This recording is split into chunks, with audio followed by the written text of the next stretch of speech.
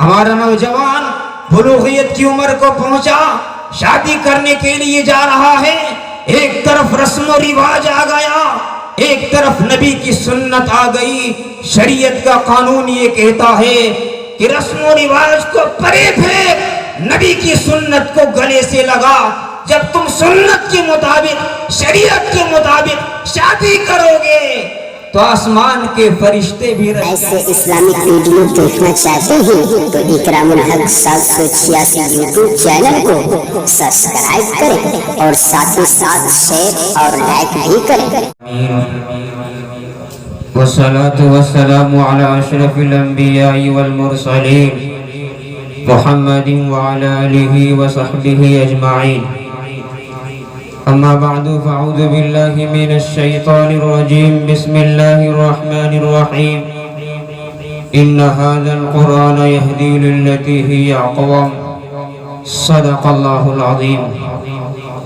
معزز ومعقر علماء کرام، میرے انتہائی واجب الاحترام حضرت مولانا الطاف صاحب نعمانی مقدس اللہ العلی،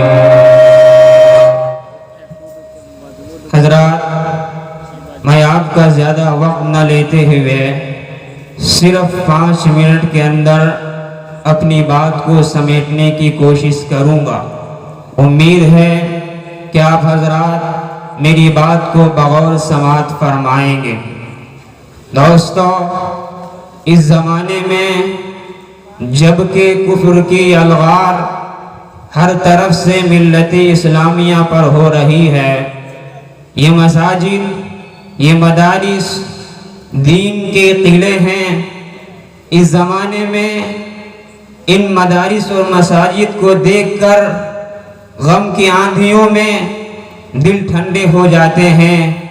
یہ مسجد کا ماحول ہے، یہ مدرسے کا ماحول ہے۔ یہی ماحول کل مسجد نبوی کے اندر تھا، جہاں روم و فارس کی سلطنتیں قدموں میں آ کر ڈھیر ہو گئی۔ یہی ماحول جب کوفہ میں منتقل ہوا تو علم فقہ کی روشنی 4 چاند عالم میں پھیلانے لگی۔ یہی ماحول جب بغداد میں قائم ہوا تو بغداد کی گلیاں اور بازار تک منور ہو گئے۔ یہی ماحول جب بخارا سمرقند میں قائم ہوا تو ہر طرف علم حدیث کی روشنی دنیا کو مہکانے لگی۔ یہی ماحول جب دیوبند کے اندر قائم ہوا تو آج ساری دنیا کے اندر دارالعلوم دیوبند کی شاخیں موجود ہے۔ دوستو، میرے پاس وقت بہت کم ہے، ورنہ میں اس حوالے سے آپ کے سامنے بڑی قیمتی باتیں عرض کرتا۔ میں صرف آپ حضرات کے سامنے اتنی بات عرض کرنا چاہتا ہوں، چونکہ اشتہار کے اندر لکھا ہوا ہے اصلاح معاشرہ، معاشرے کی اصلاح۔ ابھی چند دن پہلے قربانی کا عظیم الشان تہوار گزرا۔ قربانی ہم سے کیا چاہتا ہے؟ قربانی ہم سے کیا مطالبہ کرتا ہے؟ ہم سمجھتے ہیں کہ بکرے کی گردن پر چھری چلا دینا صرف اس چیز کا نام قربانی ہے۔ ہم سمجھتے ہیں کہ اچھے گوشت کو پکا کر کباب کھا لینا صرف اس کا نام قربانی نہیں ہے۔ مسلمانوں، اسلام تم سے ہر جگہ قربانی کا مطالبہ کرتا ہے۔ فجر کے وقت اچھی اور گہری نیند آ رہی ہوتی ہے، ادھر مؤذن حی علی الصلاح اور حی علی الفلاح کی صدا لگا رہا ہوتا ہے، اور ادھر گہری نیند آ رہی ہوتی ہے۔ اس وقت مسلمانوں تم سے اسلام نیند کی قربانی مانگتا ہے۔ اٹھو، فجر کی نماز ادا کرو، اللہ تمہاری زندگی میں امن لائے گا، سکون لائے گا۔ ہمارا نوجوان بلوغیت کی عمر کو پہنچا، شادی کرنے کے لیے جا رہا ہے، ایک طرف رسم و رواج آ گیا، ایک طرف نبی کی سنت آ گئی۔ شریعت کا قانون یہ کہتا ہے کہ رسم و رواج کو پرے پھینک، نبی کی سنت کو گلے سے لگا۔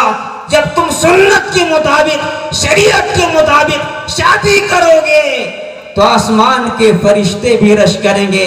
صرف 2 منٹ کے اندر میں ایک واقعہ بتا کر اپنی جگہ لیتا ہوں۔ حضرت جابر بن عبداللہ رضی اللہ تعالیٰ عنہ ایک جلیل القدر صحابی ہیں۔ جب ان کی شادی ہو رہی تھی تو انہوں نے پیارے آقا جناب محمد الرسول اللہ صلی اللہ علیہ وسلم کو اطلاع نہیں کی۔ حضرت جابر بن عبداللہ جانتے تھے کہ پیارے آقا زیادہ بھیڑ بھاڑ کو پسند نہیں کرتے ہیں، سادگی کو پسند فرماتے ہیں، اس لیے حضرت جابر بن عبداللہ نے آقا کو اطلاع نہیں فرمائی۔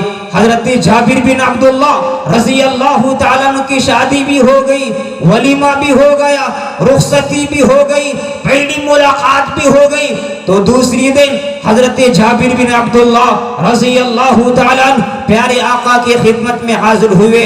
تو آپ صلی اللہ علیہ وسلم کی مجلس میں جب حاضر ہوئے تو اس وقت حضرت جابر بن عبداللہ کے چہرے پر وہ پہلی ملاقات کے اثر ظاہر ہو رہے تھے، وہ مرادہ اور وہ آئل لگا ہوا تھا۔